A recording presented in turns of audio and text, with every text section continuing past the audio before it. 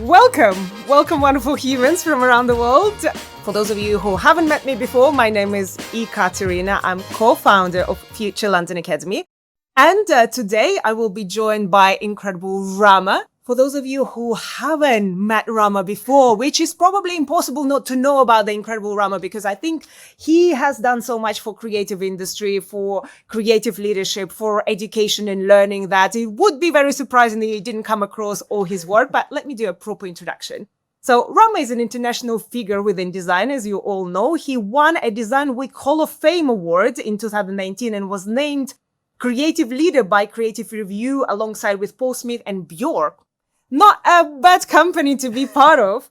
He's a serial innovator in the field of inclusive design and accessibility, having led over 100 international projects with government, businesses, academia, and the third sector with clients such as Samsung, Toyota, and Panasonic. He champions creative leadership, having trained thousands of people, including over 850 civil servants. I'm pretty sure that has been a very interesting project with lots of fascinating creative challenges and problem solving. He's also former director of Helen Hamlin Centre for Design at London Royal College of Art. The iconic establishment and the fact that there was the whole centre dedicated to the power of design, and Rama has been leading it for many years and actually established what it is right now. I think, again, it's something that we all have to thank Rama for doing this for the industry. And now his book, Creative Leadership, How to Build a 21st Century Organization, has been published by Penguin. And I'm sure some of you already had a chance to read it or listen to it because it does exist in audio, which I preferred. I love that Rama actually created the audiobook and it is read by him. So you can actually hear his voice while he's reading the book and enjoy all of his insights about being a creative leader and what does it mean to be a creative leader and what do we mean by creative leadership. So I am so excited to have Rama with us today to share some of the thoughts on creative leadership. Welcome, Rama. How are you doing? I'm doing great. It's fantastic to be here. And I always feel like, Katharina, when I hear you introduce me, I look around to see who you're actually talking about. I would love you to start first with all the things that you prepared for us, because I am excited to share what you've already researched and what you've done in the past in the world of creative leadership. I am totally ready for the questions, ready for the presentation. So I'll talk for about 20 minutes or so, and then we'll have plenty of time for questions and discussion. So creative leadership, it came about 18 years ago, and it actually came from the gentle power of dissatisfaction with the world around me. I actually ended up crying in the shower because I'd seen so many instances of exclusion that day. So it started from a heartfelt moment, and I'll talk a little bit more about that later. But at that point, creativity and leadership were oxymorons. They didn't belong in the same sentence. And people looked at creatives and they're like, you're the crazy people that sort of wear funny clothes on a Friday. 20 years ago, people would say, but creativity, we tried that back in 1975 and it didn't work. Creatives were not trusted. Creatives were not seen to be great leaders. And when I asked people who were in leading creative positions, chief design officers, creative managers, designers, artists, filmmakers who'd risen through the ranks to lead organizations, what leadership training did you have? 95% of them said none. They'd just fallen into it like accident. Like you may fall into love. Well, you fall into love, you don't think yourself into love, you don't plan yourself into love, you fall into leadership as well. So love and leadership have that as well. Incidentally, on screen you'll see two badges. I was the former director of the Helen Hamlin Centre for Design. I worked at the centre for 26 years. Was its deputy for 8 years, its director for 10. And now I've founded my own company called Instill, and that stands for Instances of Inclusion, Love and Leadership. So if you like that, you're in the right place. I think it really links to the conversations Ekaterina and I have been having over the last 10 years, and it links to the work of the Future London Academy. Recently, in fact, last week, I also became the elected president of a Design for All inclusive design group who work across Europe.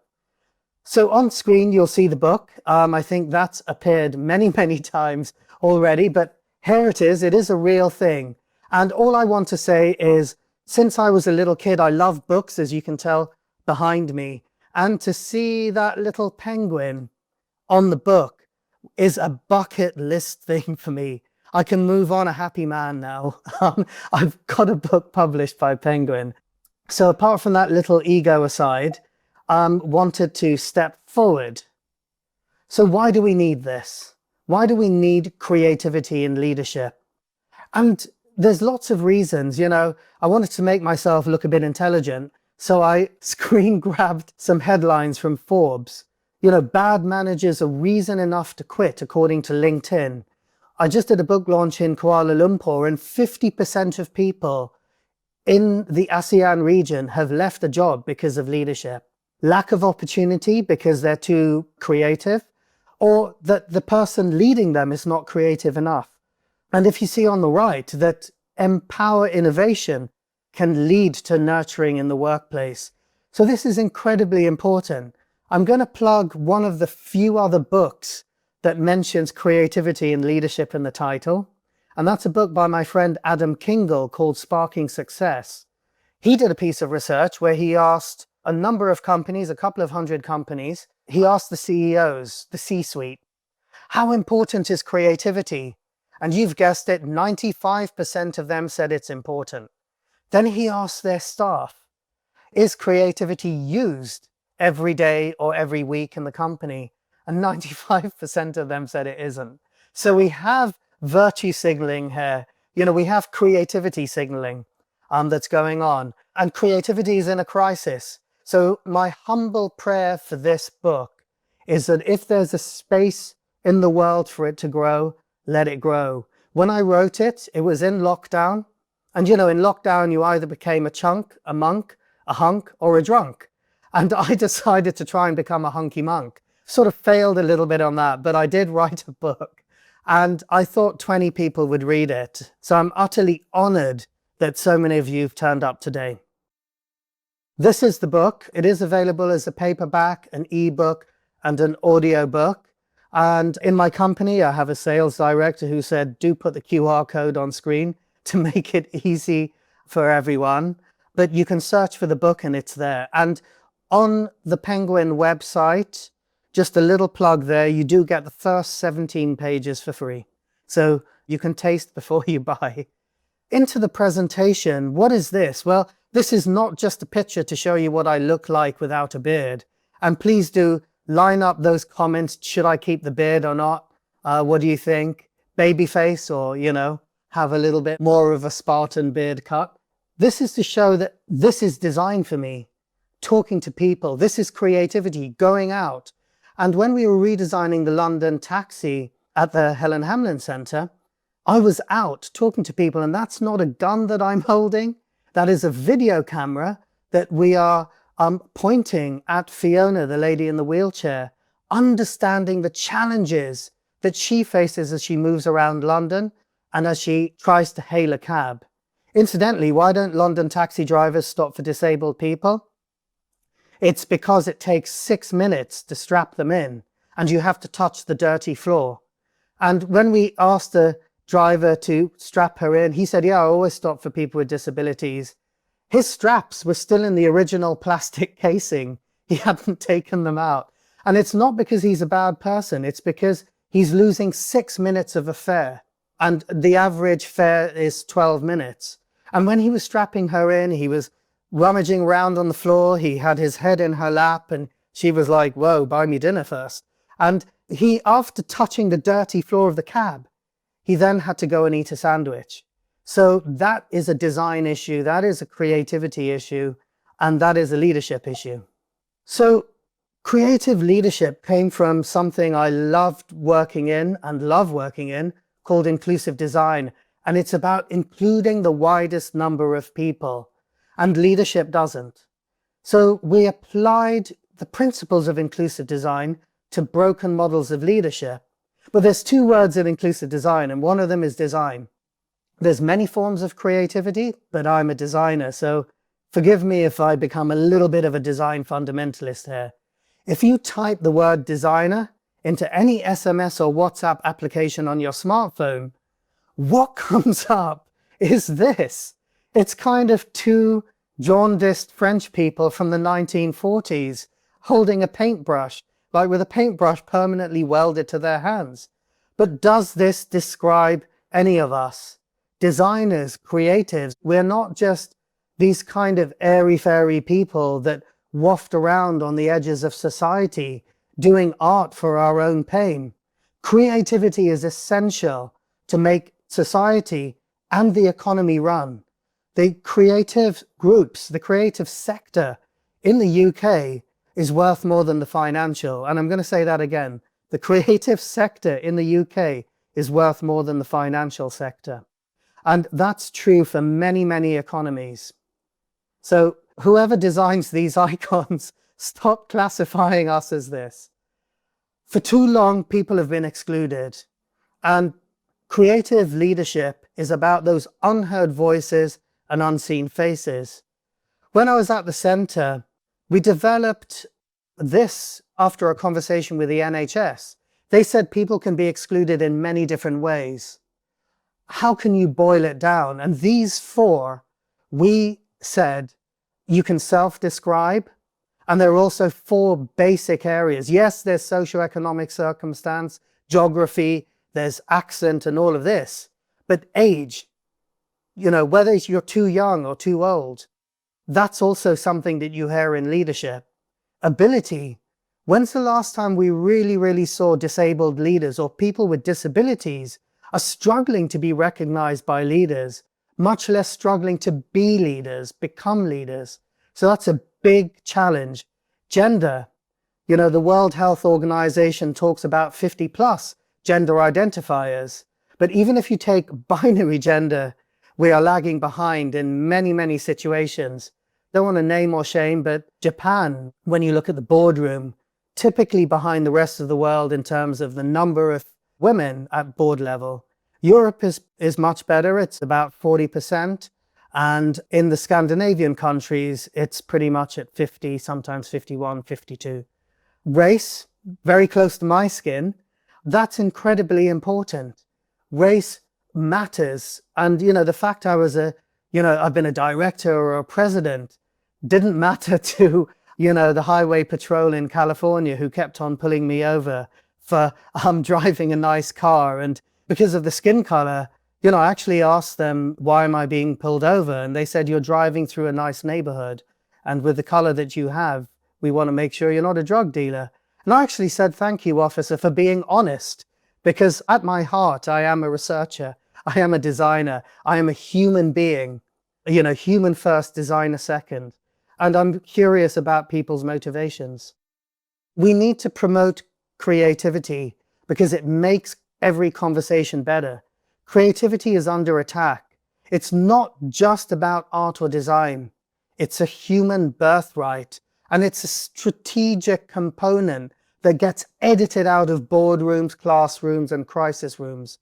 It's the ability to imagine, to respond, to adapt, and to express. And all of us have that. All of us are creative, but it gets edited out of us. And here's my proof. If you ask a 5-year-old to draw their house and their family, they'll do it. You ask a 55-year-old and they'll say, why? Creativity is systematically educated out of us. And I know Ekaterina will circle back to that. And I do believe because a lot of the academy and education is modeled after a colonialist construct. But I'm going to put activist Rama to one side, and this is creative leader Rama coming through. Creativity, therefore, is one of the three basic superpowers of creative leadership. And there's many barriers. So in the book, this is a diagram from the book, done by a wonderful illustrator, Karen Sung. And we realize creativity in an organization can feel like a marathon. So you start off like that little person on the left. First thing is the mountain of process. And I know creatives who had to fill in 6 forms to get a pencil, and then it was the wrong pencil. And all of you who've drafted or drawn anything will know that you do not draw with a 4H pencil. It's too bloody hard. It's like trying to draw with a needle. Then you get to the shark pit of mindset. You know, we tried this 50 years ago and it didn't work. Budget, that's always a downhill conversation. And then you've got to navigate the sea of lack of support. When you swim through that, you've got the obstacle course of risk. And then we have one of the most beautiful high altars in any organization. And that is the high altar of bureaucracy, which looks like a Mayan pyramid. But the final one I want you to ignore because it's time. And all of us who are creatives, and that's every human being on the planet, you know that the last 24 hours in a project is worth 2 weeks. So we don't need to worry about time. Time we can bend. It's creative leadership was a designer's point of view, a creative's point of view on leadership. And we had a neuroscientist in the book, in the research. We had research fellows and designers and researchers all attached. And one of the things that came out was about addressing inequality, because inequality isn't always visible. And as I described, I've experienced it myself in the creative and the leadership worlds. Incidentally, I actually think sometimes being a creative is more of a discrepancy, makes you more invisible than being a person of color, being a woman, being too short, being too loud, whatever it is. Sometimes being a creative doesn't guarantee you a seat at the table. In fact, it can exclude you. And in the leadership world, it's been dominated by certain voices, many loud and many alpha voices, and many people can feel excluded. So creative leadership is one response. It's about dismantling inequality through empathy, clarity, and importantly, creativity. A really simple design example is this. This is our friend Akeem. He's in the book. Glasses, I'm wearing them now. They've existed for decades, but they don't fit the face landmarks of low and wide nose profiles. So they exclude many Black people and people from East Asia, which is incredible. It's literally staring us in the face. Exclusion is literally staring us in the face. And for me, this is a really powerful metaphor for leadership. We salute the medaled general. Leadership books talk about strategy, structure, stakeholder. What about empathy? What about kindness? What about connection? What about love? Where are they in the leadership lexicon? So creative leadership, a journalist said this to me, it's about addressing broken forms of leadership. It came from a single insight in 2007 that we need leaders who are creatives and we need creatives who are leaders. We need both. And it was born from that gentle dissatisfaction and uncertainty. So have dissatisfaction in your life. It spurs you on. But let it be gentle so it doesn't eat you alive. What's currently broken? Leadership has become very linked to hierarchy. A lot of the leadership books out there come from business or politics. You know, it's typically an older academic, white, male or female person from a university, typically in the Americas or sometimes in the EU. And, you know, where I live in London, there's plenty of kind of exclusive universities broadcasting from a podium. And this was just a simple experiment almost. It started as an experiment to see, is there another way? The current model is outdated. It was built for the industrial era, not the complexities of the creative 21st century. When we talk about innovation, when we talk about creativity as a tool, but are we actually using it? Are we taught to use it? It excludes difference. Many don't see themselves in the leadership image. We're too young, too quiet, too brown, too black, too female, or too other. And I realize 95% of us feel that. When I left school, I was told that I was too reticent and too quiet to lead anything. So when I did a TEDx talk for the NHS, I sent it to my old headmaster, and that was my mic drop moment. To give him credit, he did take me out to lunch and say, thank you for proving me wrong, and there was another way. And I said to him, it wasn't about proving you wrong. It was just, in my mind, everyone can be a leader. Everyone has leadership potential. And I'd love that to be taught at the school. So the three values of creative leadership are this. It's empathy, it's clarity, and it's creativity. And you need all three. They link to head, hand, and heart. And they also link to three types of yoga. I hadn't realized this till our neuroscientist, who is from Chennai in India, she said, you do realize like clarity, it's like jnana yoga, which is the yoga of intellect and the mind. Empathy, that's bhakti yoga. It's yoga of the devotion of people who live and lead with heart. And bottom right, creativity is yoga of karma yoga, yoga of action. And you need all three. It's why they're in this kind of dynamic process. Because if you only have empathy, you could be a pushover. You could be a doormat, giving away yourself instead of just giving bits of yourself. If you only have clarity, you could be a dictator, because dictators are hugely clear about what they want to do. And if you only have creativity, you could be a bicycle pedaling hard but not getting anywhere, because there's no chain. And we've all seen lots of creatives who are like that, working hard in the studio till midnight, but actually do they have the clarity and the empathy? So the three pillars, again, it's based around this statement that everyone has leadership potential. 20 years ago when I started talking about this, some people would actually walk out the room when I said that and said, you say you're talking a load of BS. And I carried on saying it because I just felt that there were enough people in the room that were actually listening to it. And it was resonating. Resonance is so important. Empathy is the whole of a 21st century leader. Clarity is the link that aligns vision, direction, and communication. And creativity is that universal ability that we've talked about. Creative leadership is open sourcing leadership. So it isn't saying this is top-down dictatorial, you've got to be like me. It's who are you? And where do you come from? You know, the word guru, which gets bandied around so many yoga classes, it actually loosely means dispeller of darkness. But in ancient India, the guru was only allowed to ask you two questions. Number one is, who are you from? Where are you from? And number two is, what can I teach you?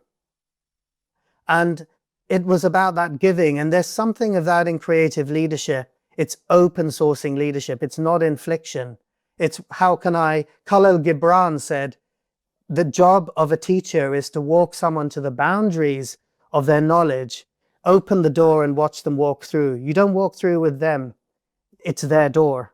And that's what I wanted to bring into creative leadership. So it starts with you, internal first and external second. So it's transformational and it's personal and organizational. It's about people.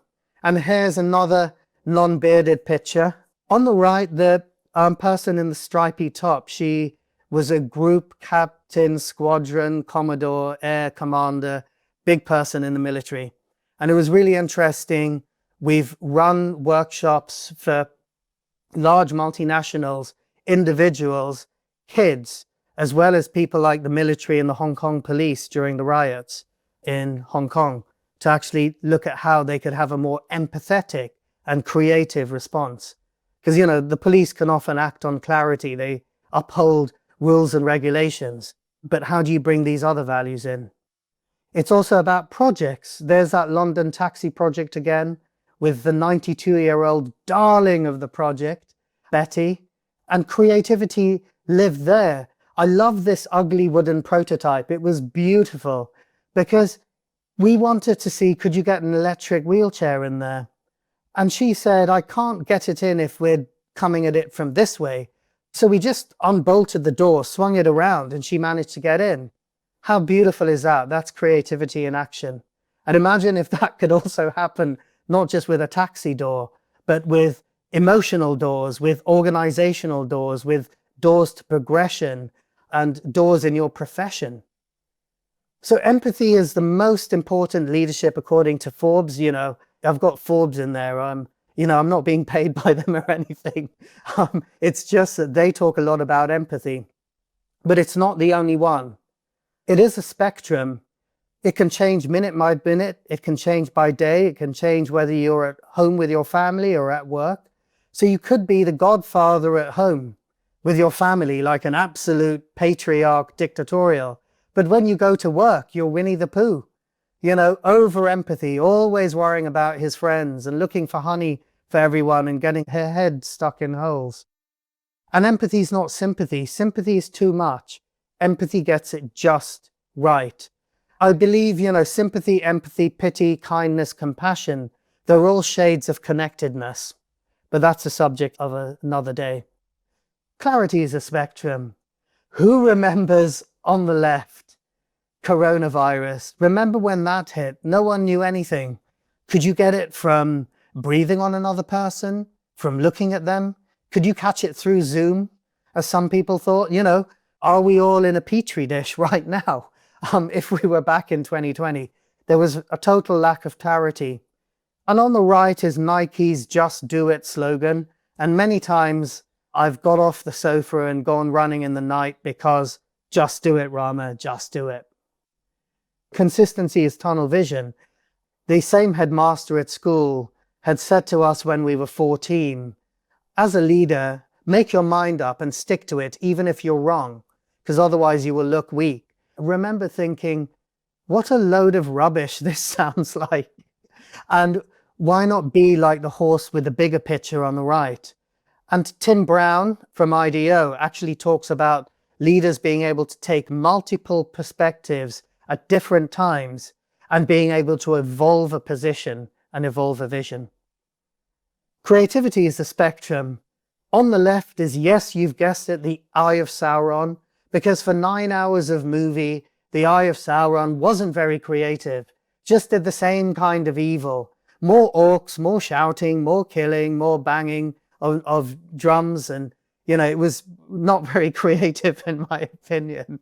But on the right is any museum or gallery or studio space which brings creativity into your life. And you don't have to be the single point of origin, like this gorilla struggling by himself. Creativity is a group activity, it's a contact sport. And creatives, we make great leaders because we show a little bit of our soul and we collaborate. Every time a creative shows their art, their film, their design, you show a little bit of yourself, and that's why we also make great leaders. So how might we fix leadership?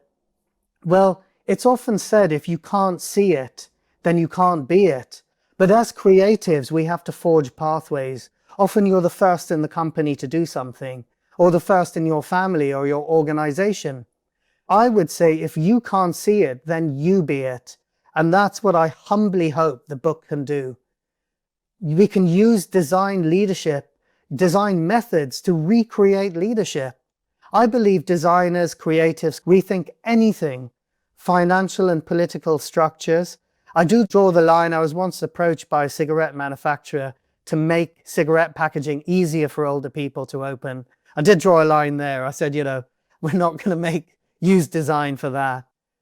But you can also you can design cultures where emotional honesty, listening, and learning are seen as strengths, not weaknesses. And it's really important as creatives, we're not scared by complexity or newness. So as leaders, we can bring new voices in, new ways of seeing that are essential in addressing the world.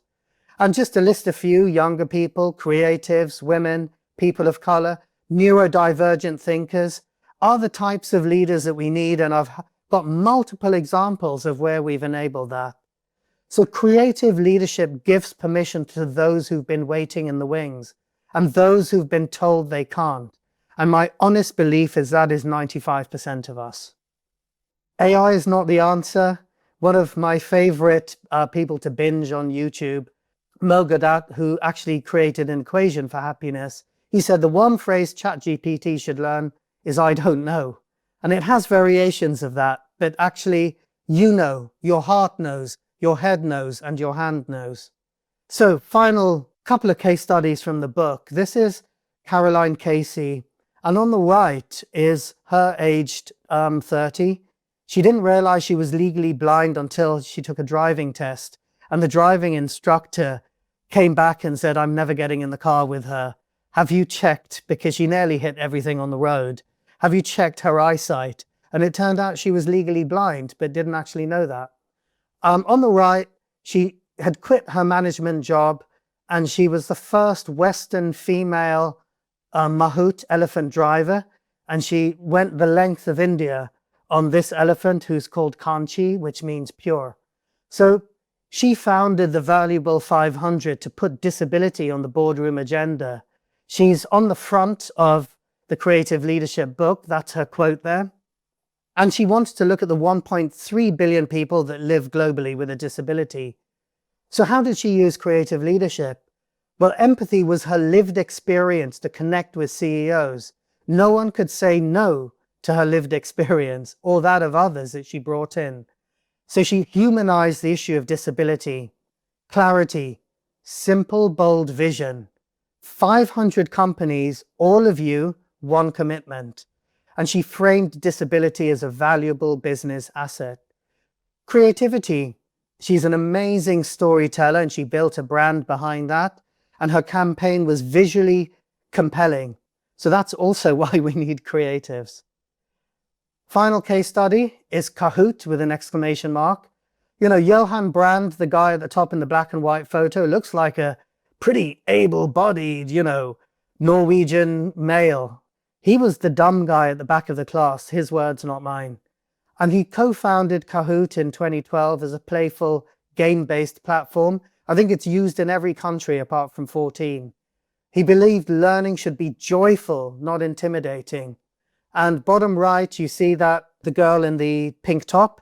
Why is she so happy? Because she solved an equation for the first time. And look at her classmates behind her. They're equally happy. You learn together and you grow together. So it became an edtech unicorn, 1 billion on the stock market.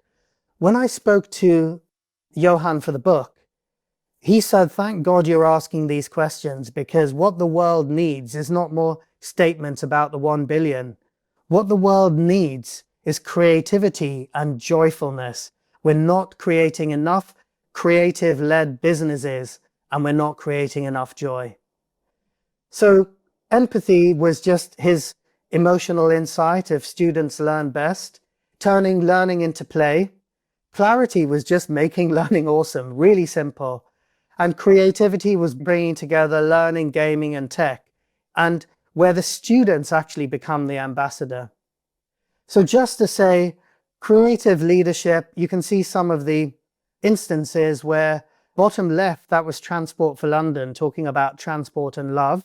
So actually bringing some of these ideas in. So over 25,000 people have been touched, whether it's a 1-hour workshop or a 6-month program. And very finally, just to say, I love, Katerina, how you said people should share. I'm sharing here 2 things. One is the newest channel, which is YouTube. We haven't even really fully gone wide yet, but we have gone live. And we're naming this the Creativity Channel. It is my name, but we are fighting for creativity and fighting for air. And on the right is LinkedIn, which is nearly said my longest suffering platform. It probably is with me. And would love to hear from you. Please don't send me an email. Please reach out on LinkedIn or on YouTube in the comments and DMs, and I'll go there. And I just wanted to end with one thing, because leadership is often left talking about power, power structures, power dynamics. You stand in the room and you command the room with presence. But creative leadership is actually about another word that's in the new company Instill, and that's love. And there's a 4-line poem which was a starting point. My mother gave this to me when I was 14. And it's from India's poet laureate, Tagore. Power said to the world, "You are mine." And she imprisoned him on her throne. Love said to the world, "I am yours." And she gave him the freedom of her house. And that's creative leadership. So as I end this presentation, I wish you all to have the freedom of your houses, not to be imprisoned on a throne.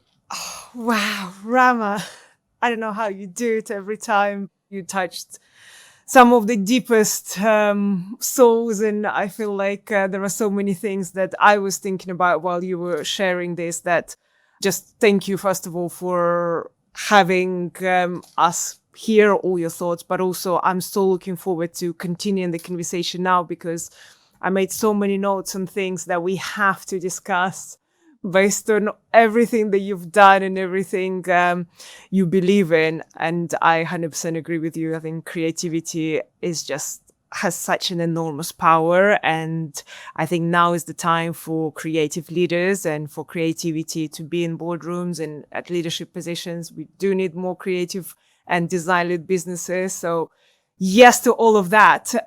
Now, let's get to the question and conversation part. There are so many interesting areas that you have perspective on, and you touched on some of them.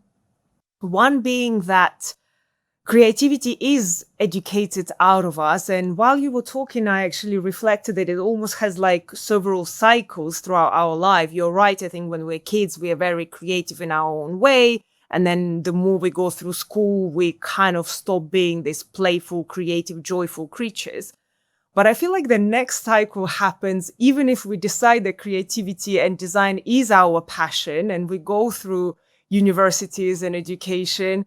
And somehow, again, while you were sharing all this research and tools, and I just went back to my uni days when there was so much joy to hear about problems and come up with ideas. And then you go through work and businesses, and somehow all those skills that you were so fascinated about, building a prototype, being creative, understanding problems, doing research, being empathic, they again kind of educated out of you that you stop being creative in a boardroom, you stop being creative in situations where actually there would be a superpower, as you say. So it's fascinating to see it's not just once that creativity is taken out of us, it's multiple times throughout life. So what do we do about it? What do you feel like is the solution to get the creativity back in our lives? And especially if, as everyone in this conversation, we work in a creative industry, we do design, we do creativity, at least we used to. So how do we bring it back to the workplace and actually help others see the power of it and not think it's just a weird thing that we do? I love your questions because in one sentence, Ekaterina, you've embraced the world. And there is one simple word that comes to mind, and it's trust. And I'll unpack that a little further. A lot of the times when I've experienced or I've heard of challenging situations like you describe, people are acting in leadership positions out of fear. You are promoted to a position, and then that person, even this morning, I was talking to someone a new CEO, and said, in a meeting yesterday, I blew up. I suggested, is this because of fear? Because you're in this meeting, you're younger than most of the people there. Do you feel that you constantly have to speak? You constantly have to be the most knowledgeable person in the room? And in creative leadership, we talk about trust being a couple of different things. So, do you actually trust the people in the room? Yes. Have you told them that? No. Have you signaled it to them? No. And in my first year as director, when I directed something, I learned so many different things. In the first year, nearly 20 years ago as a manager, I learned so many different things.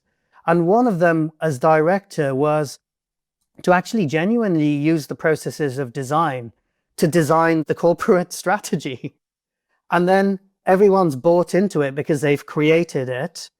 We've co-created it, and creators, we're good at co-creation. So you've jumped that hurdle. And then the next thing was I said yes, not to all of their ideas, but throughout the year, everyone would see one of their ideas or two of their ideas implemented. And here's the important part, even if it wasn't very good. So don't do something that will tank your organization or your team, but do something that's safe.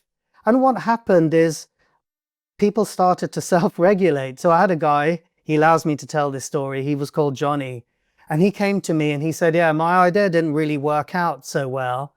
and not a lot of people turned up to the event. But he goes, I didn't actually think you'd implement it, because most people in a director position just sit there and write down your suggestions, then file it in the waste paper basket. You actually implemented it. So he goes, actually, I've been talking to the team and we're going to come up with better ideas that will actually work, because you'll actually implement them. So trust people to lean into their creativity. And you can do this in very life critical situations. We worked with a major airline. I can't say who they were, but they were based in Singapore. One of the things we were looking at using creative leadership was when a plane is about to take off, 240 people have been involved in 14 different teams. And the person in charge of signing off, doing the final sign off, the plane is ready to go. Each of them will have different structures and strategies for getting that plane on time. Instead of just giving them a corporate manual, and here I salute this company, they said, let's give each of these people some freedom so they do it in their own way. And the planes actually started being more on time. They went up by a couple of percentage points, and the staff was happier because they choose their team leaders. So you choose the team leader who runs with more empathy because that's what you like, or more clarity because you like the precision. So it was a really interesting exercise in a critical aviation situation. So trust, receive trust and give trust. This is a brilliant example and a great answer. I think trust in organizations in general in the world is currently at its lowest. So I think us as creatives and designers seeing as a design problem, how can we build trust in the organization? And you said design the strategy for it within the company. I think it's a great and very creative approach. How can you lead with creativity, empathy, and impact when you are in a leadership role, head of design, that undervalues your contribution and limits your influence? I'm going to quote someone else's answer, not mine, because why say something when someone else said it better? Was running a workshop last week in Ireland for the civil service, and someone came up to me and she was like the lone service design appointee, so not even in a leadership position. And she said to me, what creative leadership needs to become is a movement, not just a book. There's some good news and bad news here. The good news is that you're already living it, and using what I've seen work in other places is to actually start to put together the hard metrics, the business metrics of why design matters and why the team matters. We were training 20-something-year-old designers, the newest people, and we started to measure their creativity with the neuroscientist. And it's easy to measure metrics like, we're not just going to train people in creative leadership. We're going to make them better designers, better creatives, and we're going to get them to give us your stickiest innovation problem, and we'll solve it in 4 days, and we'll do an exhibition, a presentation, and a film. And this was all supposed to be an HR training workshop on creative leadership. And what came out of that was such a load of ideas and a load of metrics.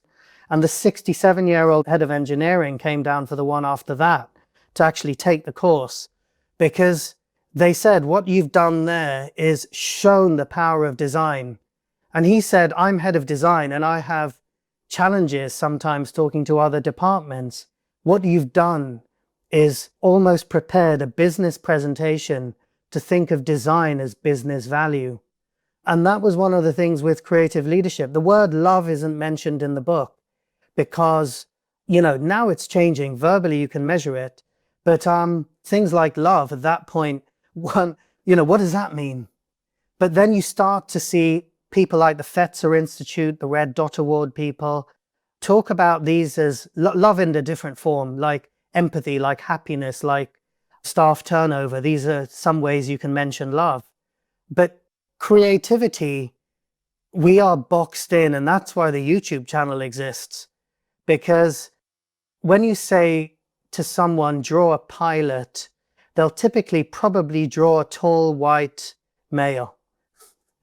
if you say draw a creative, they'll ask AI to create a picture. It's probably some tortured person like Van Gogh. I think creativity, we have so much work to represent business value. And I'd love for creative leadership to be supporting the kind of global platforms like the Future London Academy that are making inroads into this. Everywhere I go, we say we need to have a creative. I was at the House of Lords. I was talking to the Hong Kong civil service, and say it, do it, prove it, and then capture it and disseminate it. So the creatives that are around you, in front of you, behind you, on top of you, below you, whatever you wish to geographically position them, we're all coming together with a collective voice to say we matter. Because you know who'll ignore you the most is your own company when you become, it's not a broad spectrum rule, but so many chief design officers and heads of design struggle within their own company. You're a prophet in someone else's land. I love your answer, Rama. And at Future Academy, obviously, we believe that that's important. And I do believe we need to think of both ways. And what Rama said, actually designing our way into this. So seeing your CEOs and the rest of the organization as other stakeholders and understanding what pains do they have and how can we as creatives and designers solve their pains. I think I love your example, Rama, when you talk about kind of coming up with solutions within whatever 2 days or whatever to show the value that design can bring. And I think it's such a great example of when someone actually understands the pain of a CEO or whatever the head of the organization, if currently their pain is that there are lack of profitable ideas that can bring new products to the market, I think that's what you should show as a creative. For others, it might be currently they need to cut costs. They definitely don't need more new ideas. They're actually trying to figure out how not to fire half of the company. And if you as a creative just have an honest, empathic conversation with the leader who's in charge of budgets, time or whatever, and ask them, what is in your mind? What is your pain? Same as we do with any design research in any other area. And understand how, as designer, as a creative thinker, you can solve this. And maybe you can figure out how to optimize costs in the company without cutting anyone and actually create better solutions for your clients and for your colleagues. So I love that. So obviously, Rama, you stand for empathy and inclusion. What you said, Katerina, just inspired one more thing. Not in the book. This is probably book number 2. It's talking about being the business whisperer. So as creatives, one route to leadership is to be the business whisperer. And we can do this because creatives can walk through walls. So you're not from HR. What happens when they say HR wants to come and see you? Oh my God, what have I done? Even if it's something innocuous, or accounting, or finance, or risk registers, all of these people are important. As a creative director, bring them together. So what do I mean by being a business whisperer? I made a huge mistake when I became a director. I annoyed someone at the SLT, like our senior leadership position, because I was full of hubris and, I had 6 interviews to get the job. I think James Bond had an easier time getting his job than I did. And I got to the point where I actually cared, but I didn't care. I was just like, whatever's happening. And I got the job, and then they said to me, what do you need from us? And being full of ego, a little bit of ego at that time, a little hubris, I said, keep up. I was younger at that point as well. But I thought I was being helpful by critiquing things that I thought needed changing, but it was in too open a forum. And our CEO of the unit at that time hated it. And of course, I got subtly, and not physically, but subtly punished and ignored for the next 6 months. Until someone said to me, did you ever think what it's like to be in their position and what they have to deal with? And you standing up and kind of lifting the curtain and saying, this is, where we've put all the dirty laundry, wasn't great. So this is tip number 1, is study your boss. Study the CEO, study the SLT. How do they like to be communicated with? how can you as a creative create creative strategies? And I've deliberately used the word creative a lot there, to bring them on side. And one way I did it was I created a simple traffic light system that could tell at a glance how the pipeline was doing. Our product pipeline and our profit pipeline, etc. And he thought this was brilliant. And he implemented it across. And then afterwards, he said, what else have you got up your sleeve? And then I was able to speak to him. And the next event, I put him to open it because I said, it's your house. We're a department, but it's your house. And that wasn't sucking up like a lot of people thought. It was a strategic move. So study the boss. Look at who is your ally is the next one. Who are the allies to creativity? And if not, invite some allies in. I'm kind of going off a little bit the word allyship for various reasons, but who might partner you? And another group of people, I will give you this for absolute free, is the accounts department. So invite them to your shows and tells. I've done that, suggested that for other people, and the account department love it because think of what they do all day. And the chief financial officer in one firm turned around and said, now I know what we're working for because we're doing this to benefit these customers and older people, disabled people, whatever it was. Now I know what I'm working for. A long time ago, we worked with BlackBerry. We weren't the reason for them going down. But their antennae engineers came up after a talk and said, I know, and now I've seen this insights presentation, and we did a whole insights bank for them. I know who's going to be using this. It's everyone from a teenage girl to a 92-year-old grandparent. So create those strategies within the organization where you can show value and share value. Oh, so many great pieces of advice. Thank you so much, Rama. We'll move to the next question because it's very nicely links to the discussion we're already having about how do you quantify the return on investment of creativity on a project, and which metrics have you found most persuasive when presenting the impact to stakeholders? This is a beautiful question, and I am going to keep the answers a little shorter so we can get through some more questions. It beautifully links to the previous one because a lot of people talk about bottom line, but that's the past. And here's another little tip or trick.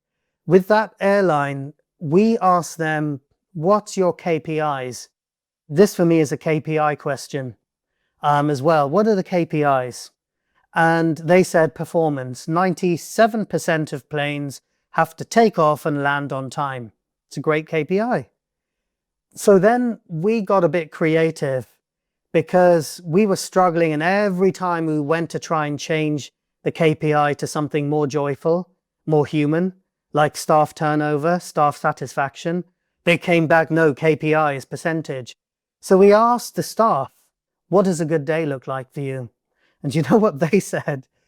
It's when something goes wrong, because we come together as family and we solve it for our customers, our clients, and our colleagues. We come together and there's no disasters. It's delayed planes or a plane malfunctions or something, or bad weather. But we solve it for 300 passengers on board, and every single one of them is our friend, is our family in that moment. So we were hitting our heads against a brick wall. And again, it's studying what's of value. So we said to them, one of the designers actually came in and she spent 2 weeks on the airport there, and she came back and said, these people keep on talking about KPIs. What happens if we redesign the KPIs? So you redesign the metrics. And that 10 years ago sparked off the most brilliant series of creative leadership workshops. So sitting in the boardroom saying people are not just worried thinking about performance. You've got to think of social media. You've got to think of this. You've got to think of employee wellness. You've got to think of EDI. Have you got any disabled people? You've got to think of all of this. So we changed KPIs to KPAs, key performance aspirations. So we thought, now we've done this big talk and told them we're going to change everything to KPAs. How do we do it? And again, we went into an unlikely place. we talked to the tech guys and we said 14 departments to lift a plane off 200 and something people. How many data points can you measure? And they said 146. So we took the 146 data points, we spread it over a large wall, and we started looking at it. And because you're creative, you can see patterns in the storm. You can see pathways through the mist. And what we saw was 4 groupings. So performance is one of them. And we said there's 3 other P's you guys have to look at. One is planes, because you deal in planes, and that's above wing and below wing. The other is place, because you deal with places, airports, geographies, locations. And the 4th most important one is people. You deal with people. One of the things that came out of that, and they actually measured this. So they said, well, how does this play out? And we said, you need to redesign your office. Bring your social media guys and your tech guys into the teams. And they were like, why? We said, because we talked to your social media guys. They knew from social media 20 minutes before Los Angeles told you that they were closing because of wildfires. They knew 20 minutes because the passengers in those days were tweeting that there was something going on. And if you can get them in, you get a 20-minute head start on other airlines in terms of diverting flights. And a year later, they were performing better because their customers were saying in a crisis, we were getting the flights to Atlanta or Las Vegas and then on to London or whatever they needed to do. So that's a bit of a detailed example, but change, what are the KPIs, what matters, and change them, redesign them. Great example. And I love this key performance aspiration, such a beautiful way to rethink what's important for the company. And again, still comes with an empathy for the company leadership and understanding what they care about and what their employees and colleagues care about. On the flip side, as the CEO in the agency, not a creative in my typical role, what's your top tip to create the space for a creative to thrive in leadership? There's a really simple answer, and this again doesn't come from me, it comes from the research. We asked 150 people from all walks of life, but mostly business, not creatives. What do you want and what do you want to see? And there were 2 flip sides. And the neuroscientists brought them together, did all sorts of thematic analysis and the great things that neuroscientists and psychologists do.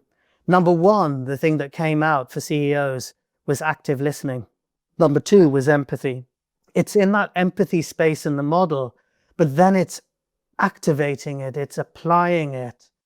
So many CEOs can feel quite rightly isolated or under attack because you're having to make harsh decisions. So again, just a couple of really quick things. We have a tool in creative leadership, which was actually developed from someone asking a similar question. And it was to help bring people along with difficult decisions. And this was about downsizing. One of the most horrible change management moments. We're being taken over, 2 companies merging, we've got to lose 33%. And putting that in front of the group and actually looking at how are you individually affected, how is the team affected, how is the department, and what are the influences? And this was happening because the first Trump term, I'm not getting into politics here, but just a change of leadership in America meant that the companies were going to merge. The European and American divisions were going to merge. And going through an exercise with the senior leaders and middle managers also meant messages could cascade down. And it felt like a more co-designed approach. And although it was very, very hard for many people, one of the things that people understood is out of that 33%, a significant amount were looking to retire. A significant amount wanted out, to go and set up a donut shop or a tea shop in Devon. And a significant amount were sort of also relieved because they felt they were in the wrong job. So it didn't add up to 33% and there was difficult conversations ahead. But some of those strategies for co-designing through difficult situations And the other thing that came in was there were some really interesting ideas from people who would never normally have the CEO's ear. And that also trickled up through the system. So active listening, there's so many ways in which it can be deployed. And I'm just going to give one more quick example, which is to do with bananas. Now, I love bananas as a creative tool. When we were doing a project with Samsung and they were asking us, and we were like, look at older people. And we actually gave older people bananas and craft materials and got them to design their phone and then teach the person next to them to use it. And we recorded them teaching the other person and turned that into a easier to use manual. So that was the innovation. But the banana thing here was a CEO came recently and we didn't do any work with them. But one of the things that we noticed when they showed us their issue was that people were getting really disgruntled. And, you know, people were disgruntled about everything from parking spaces to bike spaces to showering to projects to progression.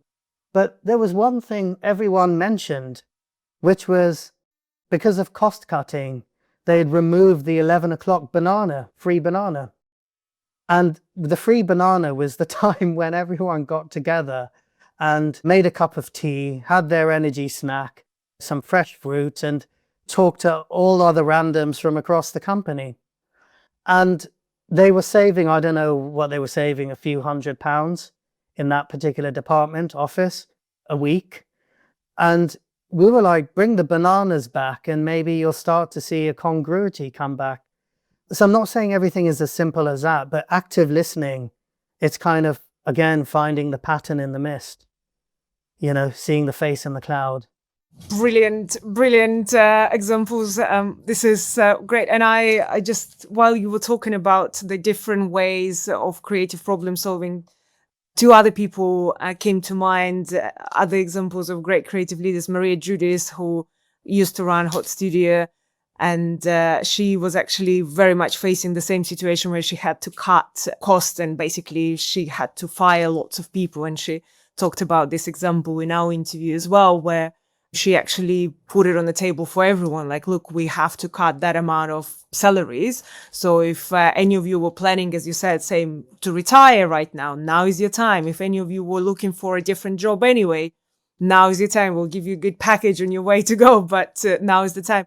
And if any of you wanted to take a year sabbatical, unpaid, and now is the time. By the time you come back, we might sort things out. So she actually didn't have to fire anyone. And that was like such a great example of creative problem solving in a very difficult, very emotional situation. But again, as a leader, coming up with a solution that is non-linear.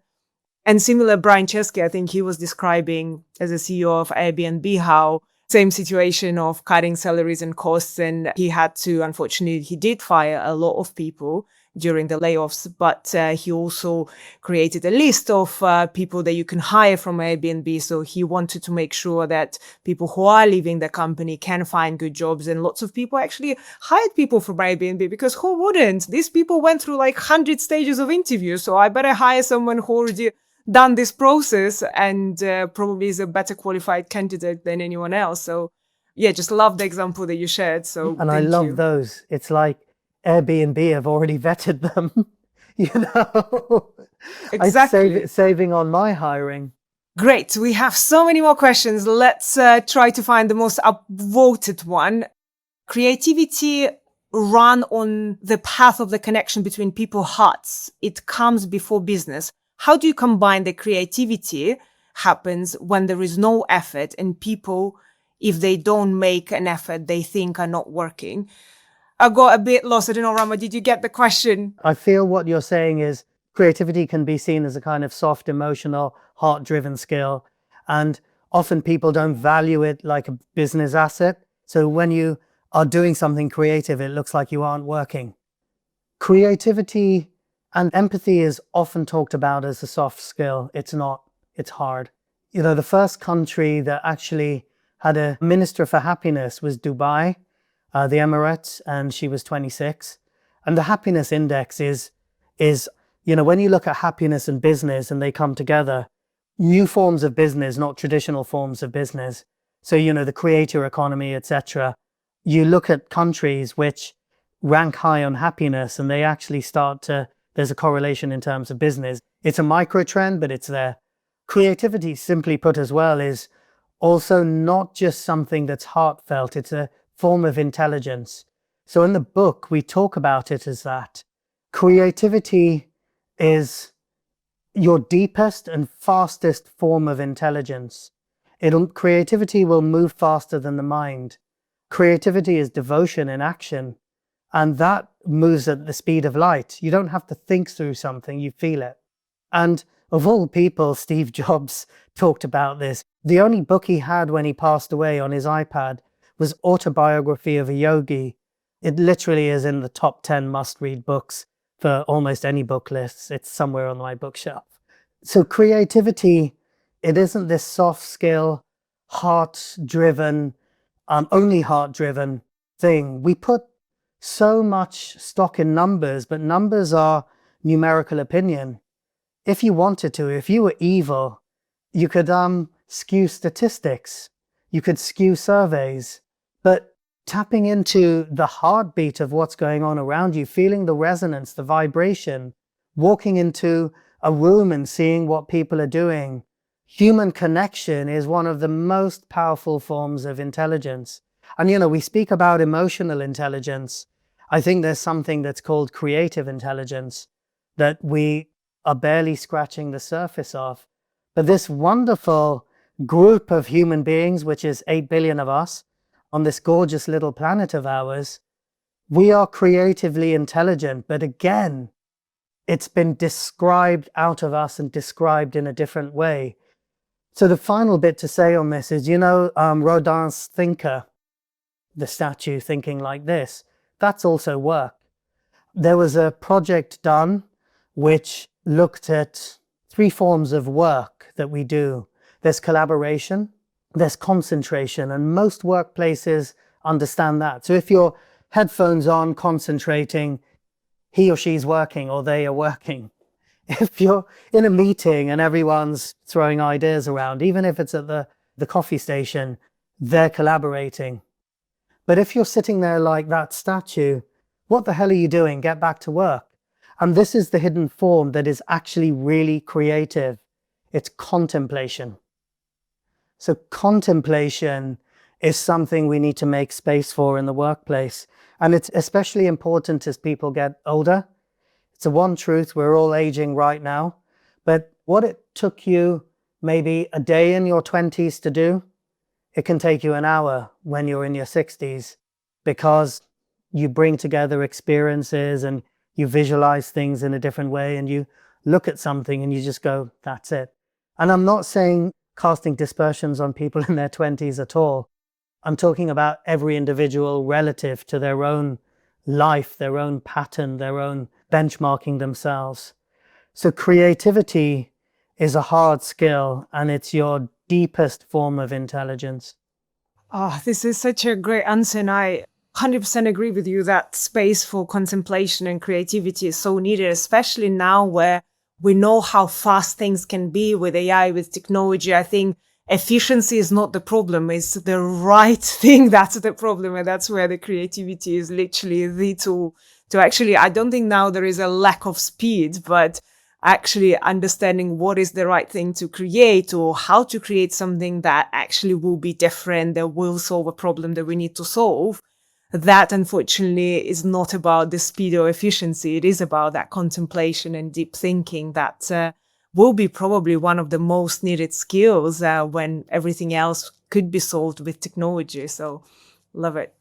Leadership can be stressful at times. How do you stay relaxed and calm as a creative leader? I think there's a couple of things here, but it's don't lose yourself in this identity of being a leader.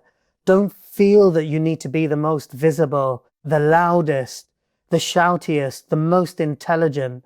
Don't feel that you have to vibrate with the shiniest light. When I became director, one of my mentors, he hates being called that, but he said to me, you have a choice. You either be the kind of leader who's on the front of the throne, or you either are the kingmaker behind the throne. What do you want to be? You're on the front cover of the magazine, or you're in the pages. And those in the pages always live longer, live happier. The other thing that I was going to say on this as well, when I was 19, I was asked about leadership styles and almost unwittingly said something that has stuck with me ever since. Because 500 people applied for 2 jobs, down to 50. They were interviewing us, setting us tasks, and they filmed us. And I got one of the 2 jobs because my manager, who was 29 years old at the time, so he was very wise. He knew everything for me when I was 19.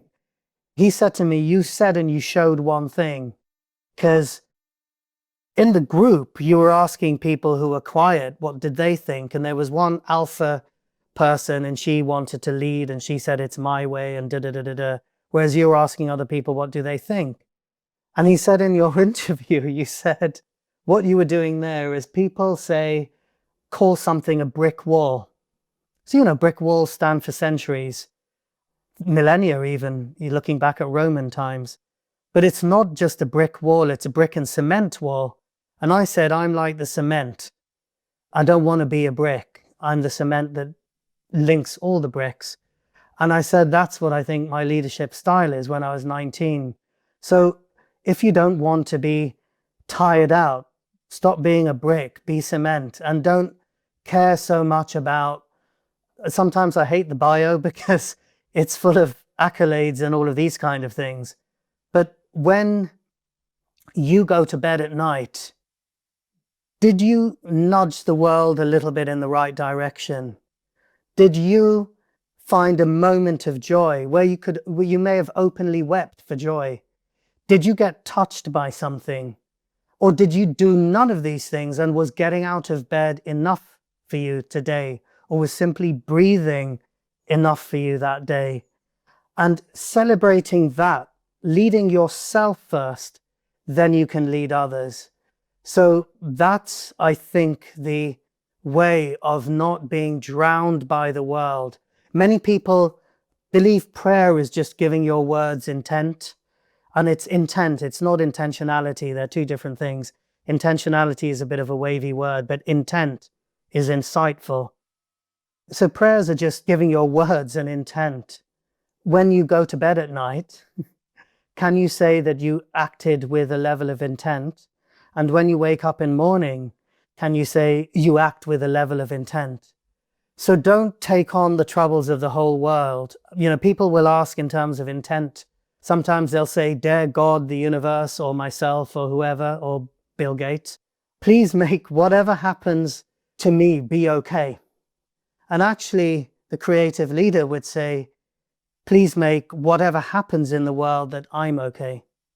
And balancing empathy, clarity, and creativity, I think, will actually bring you to that point. So it brings you to a level of inner stillness. None of this is easy. It's a starting point, and each day is an opportunity to begin. Tomorrow is another day. People often ask, well, where do we start? And I would always say your level is the right level. If making toast is your leadership action for the day to feed yourself, celebrate it, acknowledge it. You don't have to dance around. If applying to be the CEO of X, Y, and Z, or the president of this is your leadership contribution, that's also fine, and both are equal. So ask your question this from a leadership point of view. What is my love letter to the world? Because mine is creative leadership, and increasingly so.